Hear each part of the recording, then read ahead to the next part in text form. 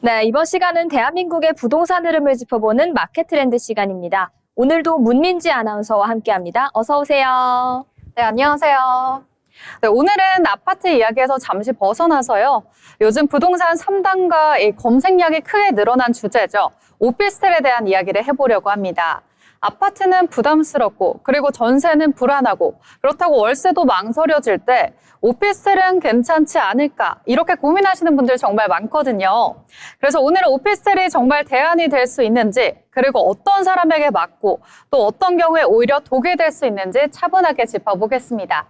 네, 아무래도 아파트나 전세 같은 경우에는 시드머니 자체가 굉장히 많이 필요하기 때문에 최근 청년층에게 가장 현실적인 부동산 매물은 어떻게 보면 오피스텔이 될 것 같은데요. 그래서인지 확실히 요즘 오피스텔과 관련된 문의가 좀 많이 늘어난 것 같습니다. 네, 맞습니다. 특히 1, 2인 가구 같은 경우에 혼자 사는 기간이 길어진 분들, 그리고 아직 주거를 확정하기 어려운 분들 사이에서 오피스텔이 다시 대안으로 떠오르고 있습니다.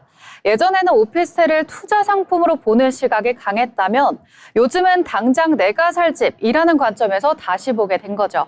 오피스텔을 향한 그 시선의 전환이 눈에 띄는 것 같은데 그렇다면 왜 이렇게 요즘에 오피스텔의 수요가 늘어나는 걸까요?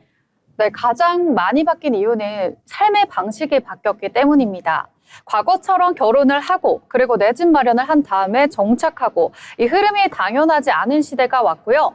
직장 이동이라든지 그리고 근무 형태라든지 혼자 사는 기간도 훨씬 길어졌습니다.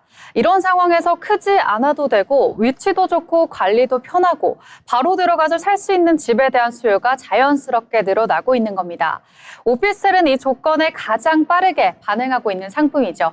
근데 그래도 아파트랑은 좀 다른 부분이 있을 것 같습니다. 네, 그 부분에 대해서 좀 말씀을 드려보도록 하겠습니다. 가장 많이 오해하고 있는 부분인데요. 오피스텔은 작은 아파트가 아닙니다.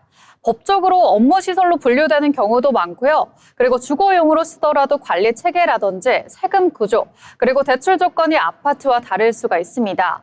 그래서 아파트 기준으로만 비교를 한다면 왜 이래? 라는 생각이 들 수도 있지만 처음부터 다른 성격의 주거 공간으로 보시는 게 맞겠습니다.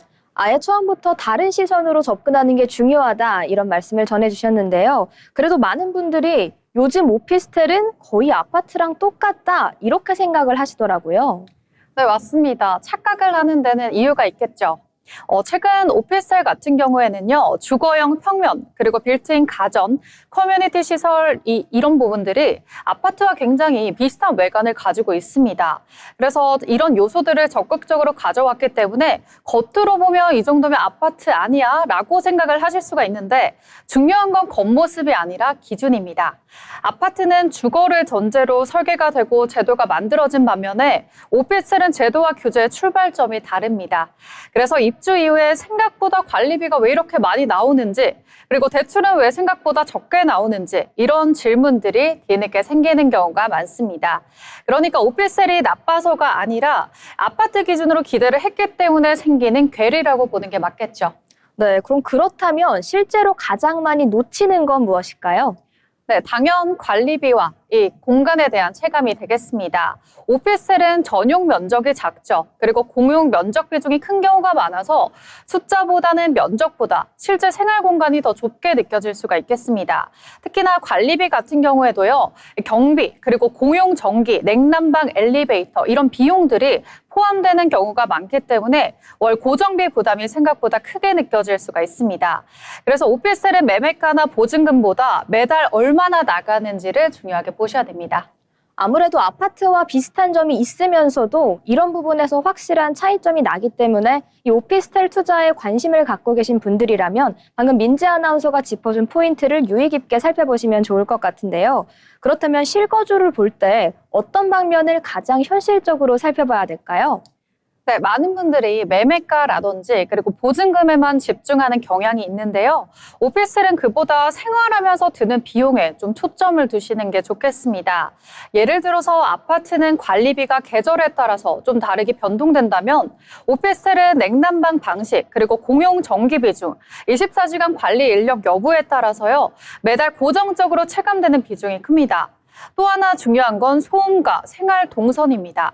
오피스텔은 주거와 업무 그리고 상업시설이 섞인 경우도 많아서 엘리베이터 대기 시간, 야간 소음 그리고 주차 동선 같은 부분에서 생각보다 스트레스 받는 부분들이 많은 거죠. 그래서 오피스텔은 집이 예쁜가 보다 이 생활이 내가 반복해도 괜찮은가 이 부분을 계속해서 반복해서 보는 게 좋겠습니다. 네, 아무래도 장점도 있지만 그만큼 독특한 단점들도 많이 갖고 있기 때문에 오피스텔에 관심을 갖고 계신 분들이라면 말씀해주신 것처럼 단순히 예뻐서가 아닌 내가 이 공간에서 생활을 지속할 수 있을까 이 포인트를 중점으로 봐주시면 될 것 같은데요. 그럼에도 불구하고 오피스텔의 인기는 끊이지가 않습니다. 그럼에도 선택을 하시는 분들이 많은데 어떻게 생각하시나요? 네, 오피스텔을 계속해서 선택하는 이유는 아무래도 라이프 스타일이 잘 맞기 때문입니다. 출퇴근 동선이 중요하거나 그리고 늦은 기가가 잦거나 그리고 보안과 관리의 편의성을 중시하는 분들 혹은 지금 크게 집에 투자하고 싶지 않다라는 분들에게 오피스텔은 굉장히 현실적인 대안이 됩니다. 집을 자산보다 생활 인프라로 보는 시선이 커진 것도 영향을 주고 있는 거죠.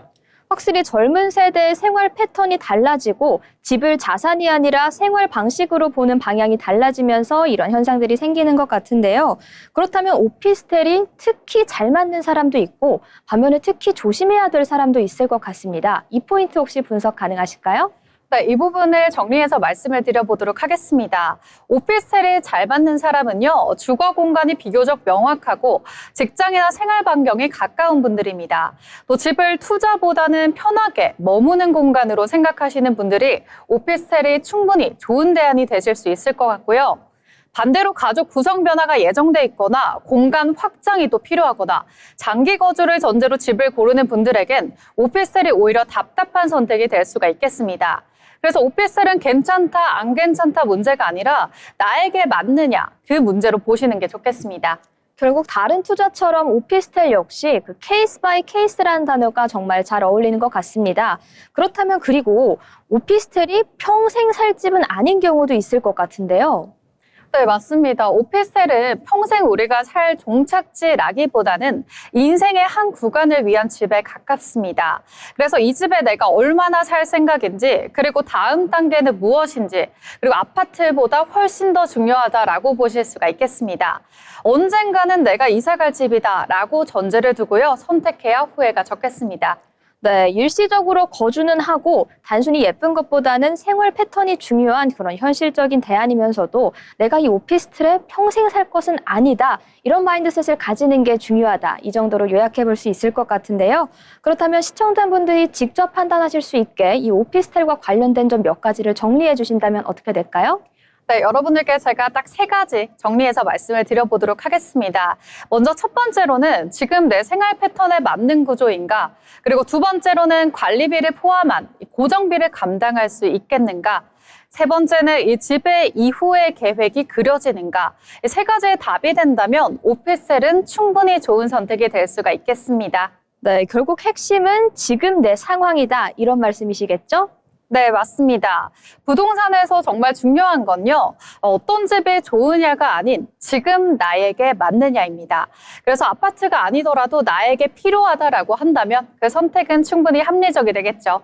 네, 그럼 오늘 이야기의 핵심을 한 문장으로 정리하면 어떻게 될까요? 네, 집은 투자를 사는 이전에 삶을 담는 공간이죠.